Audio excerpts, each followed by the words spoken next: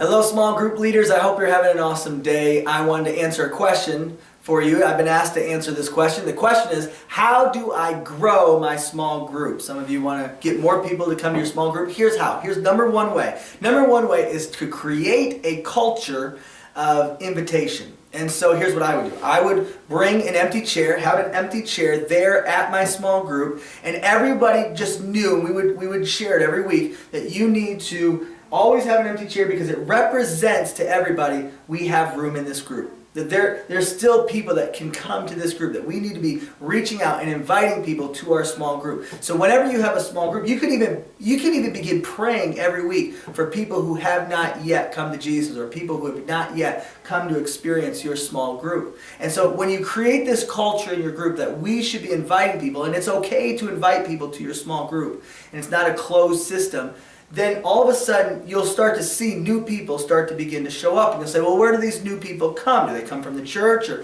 where do they come from?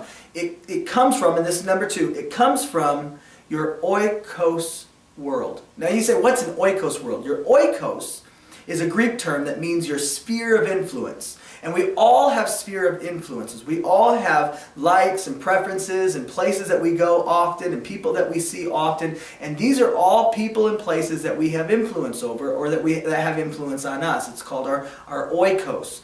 And so we need to have a culture that's reaching out into places where people who don't normally go to church are invited to come and sit in the empty chair in your small group.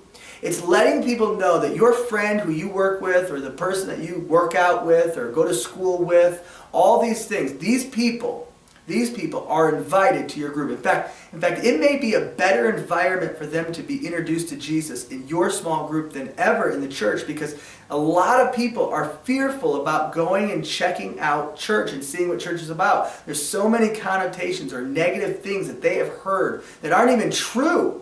But they have heard these things, and so they're afraid to come to church. But they would definitely come to your house. And they would definitely come to have dinner with you and your friends. And they would definitely come to the coffee shop with you. And they would definitely come and spend life with you in a neutral environment like your home. It's very relational. It's very relevant. And so having this chair says, who in your life still could come and experience who Jesus is? So that's how you grow your small group. I hope you can put some of those things in practice, and I hope the next time I come to visit your small group, there's an empty chair.